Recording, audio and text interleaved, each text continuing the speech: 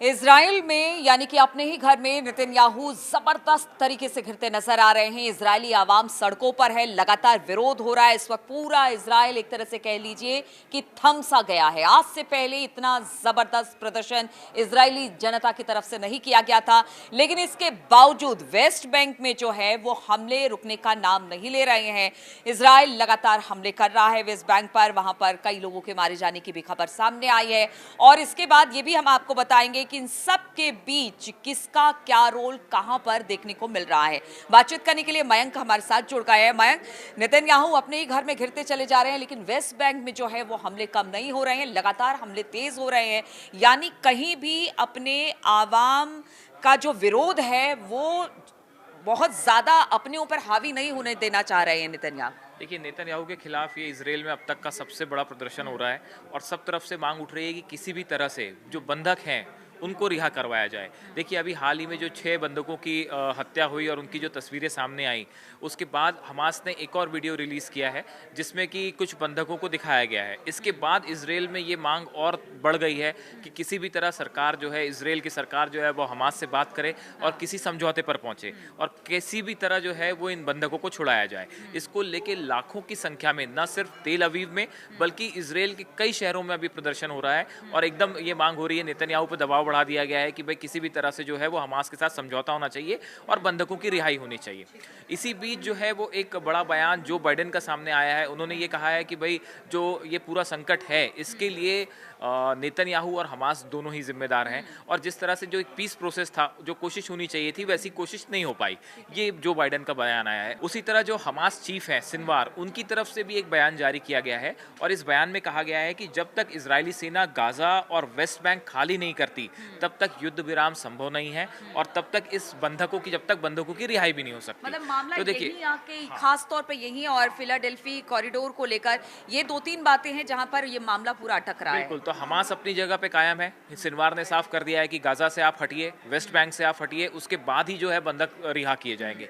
और दूसरी तरफ नेतन्याहू जो है वो अपनी मांग पे अड़े हुए हैं। देखिए, सबसे बड़ी बात है कि नेतन्याहू अपनी मांग पर अड़े हुए हैं। उनका कहना है कि वो उन सब जगहों से अपने सैनिक नहीं हटाएंगे और इस तरह से कोई भी जो समझौता है वो करने को तैयार नहीं है। हालांकि देखिए, वेस्ट बैंक पर लगातार हमले हो रहे हैं और वेस्ट बैंक पर हमले को लेकर इजराइल और नेतन्याहू एक संदेश दे देना चाहते हैं कि भले कितना भी दबाव हो, लेकिन हमने जो अपनी बात रखी है उसे हम करके रहेंगे। हाँ, बिल्कुल। देखिए, जैसे जैसे नेतन्याहू पे दबाव पड़ता जा रहा है, उस वैसे वैसे वो जो है वेस्ट बैंक पे और एग्रेसिव हो गए।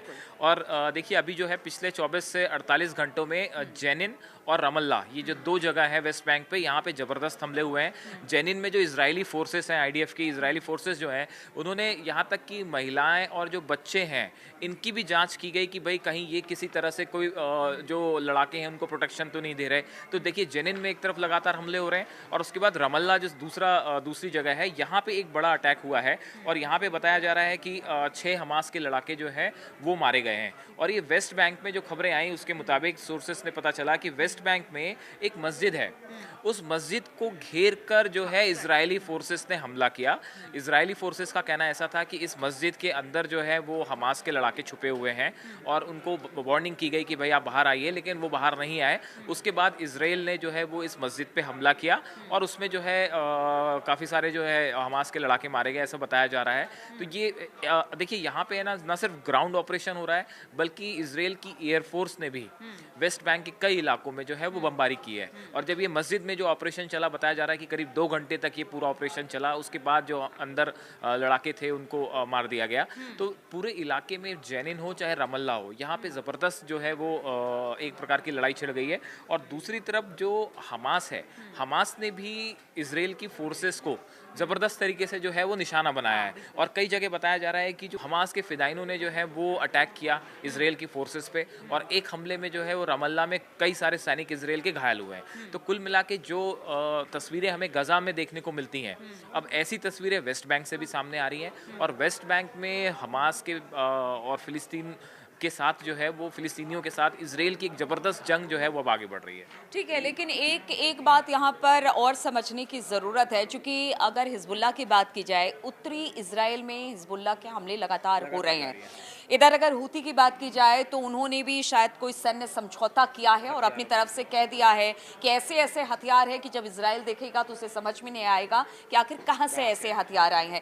तो यानी कि अपनी तरफ से हूती भी पूरी तैयारी कर रहा है, दूसरी तरफ हिजबुल्ला भी और हमास भी लगातार डैमेज कर रहा है। भले इजराइल अपने आप को यहाँ दिखा रहा है कि नहीं वो हर मोर्चे पर डटा हुआ है, लेकिन स्थिति बहुत अच्छी नहीं है इसराइल की। देखिए ये तो है, इसराइल के लिए जो है वो कई फ्रंट पे चुनौतियां हैं, खासकर नेतन्याहू के लिए। एक तरफ तो आंतरिक रूप से जनता जो है वो लगातार मांग कर रही है कि किसी तरह से बंधक क्राइसिस जो है, ये होस्टेज क्राइसिस जो है ये खत्म होना चाहिए, प्रदर्शन हो रहे हैं। दूसरी तरफ से गजा में इस बार का जो प्रदर्शन है ना, पूरा का पूरा इसराइल रुक गया। अस्पताल, रेलवे स्टेशन, हवाई अड्डे, मतलब यहाँ तक कि कोर्ट को भी इंटरवीन करना पड़ा है इसमें कि भैया आप अपने इस तरह के जो प्रदर्शन है उसको खत्म करें, क्योंकि अर्थव्यवस्था पर बहुत ज्यादा असर पड़ा। तो वहाँ एक बहुत प्रेशर है। बिल्कुल आप ठीक कह रहे हो। देखिए करीब 11 महीने हो गए हैं इस वॉर को शुरू हुए, एक प्रकार से वॉर ही है ये। तो 11 महीने हो चुके हैं। इन 11 महीनों में इसराइल की जनता भी जो है वो बुरी तरह से त्रस्त है। गजा में तो जो तस्वीरें सामने आ रही हैं, वहाँ पे हमलों के बाद जो हाल है, छोटे छोटे बच्चों का जो हाल है, महिलाओं का जो हाल है, ये तस्वीरें पूरी दुनिया देख रहा है, इसे कोई झुटला नहीं सकता।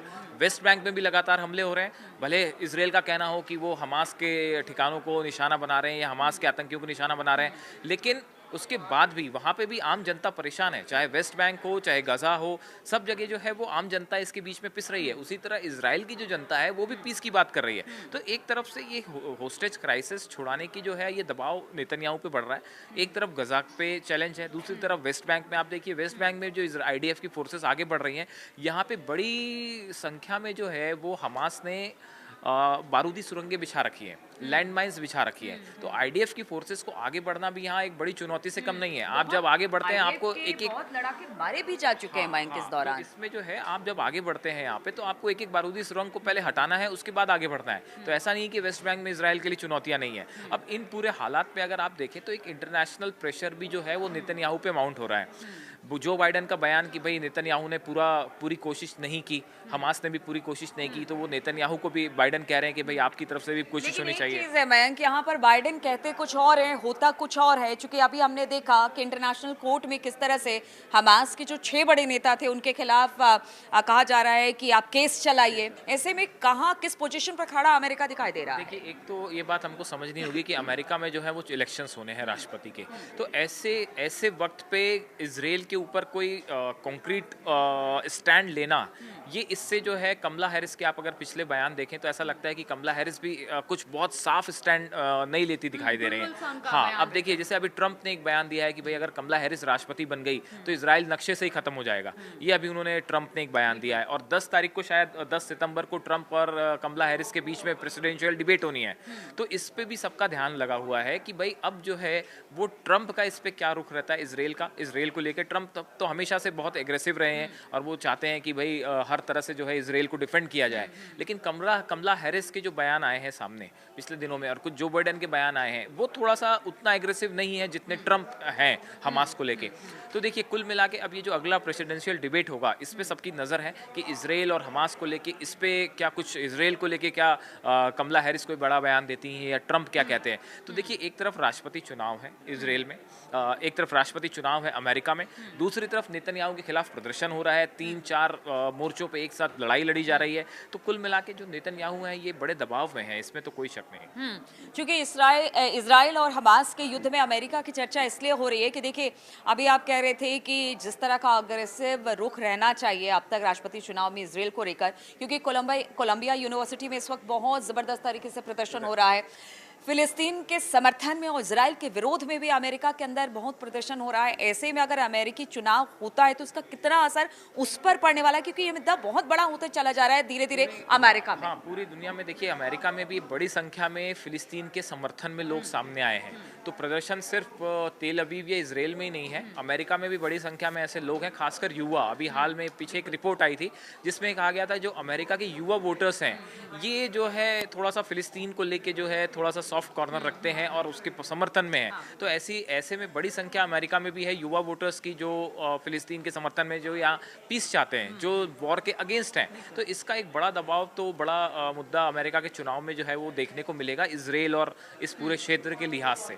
लेकिन अब आने वाले कुछ दिनों में देखिए आप क्या होता है, नेतन्याहू क्या, देखिए अभी जो ये बंधक क्राइसिस है ये खत्म होता तो कहीं दिख नहीं रहा है ना। तो ऐसी स्थिति में अब नेतन्याहू आगे क्या करेंगे, क्या वेस्ट बैंक में या फिर गजा में जैसी सीज फायर खत्म होता है क्या उसके बाद कुछ बड़ा अटैक होने वाला है, या इसको लेके नेतन्याहू का क्या रुख होता है, ये बड़ा देखने की बात है। जिसके हिसाब से ये तय होगा कि हिजबुल्लाह, हुती, हमास और नेतन्याहू इनके बीच में अब आगे क्या एक समीकरण बनता है, इस पे ये तय होगा कि इस पूरी एरिया में वॉर आगे बढ़ता है या थोड़ा कम होता है। बिल्कुल, तो लगातार हमारी नज़र हमास और इजराइल के युद्ध पर रहेगी, साथ ही साथ हूती क्या कर रहा है, या फिर हिजबुल्लाह या अमेरिका का रुख इसमें क्या रहने वाला है, या बाकी देशों का रुख इस पर क्या रहने वाला है, इस पर लगातार हमारी नज़र बनी रहेगी। हम इस पर लगातार आपसे चर्चा करते रहते हैं और आप तक जानकारी पहुंचाते रहते हैं। आप बने रहिए हमारे साथ।